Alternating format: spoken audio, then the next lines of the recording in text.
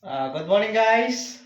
Ah, punta na kami sa aming sakyan. Why? Ito nga pala yung gwapo ng Quezon. Yan. O ito.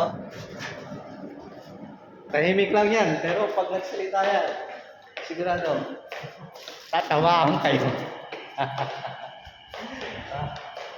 Guys, punta na kami sa aming trabaho. Saka pala yung aming paliguan, no? Swimming pool. Dito kami nakatira. Ayan, guys.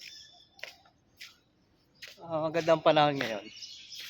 Hindi naman ganong mainit. Maybe next week mamimingwit ulit tayo sa ating fishing spot. So guys, waiting na lang kami ngayon ng aming service. Okay guys, thank you.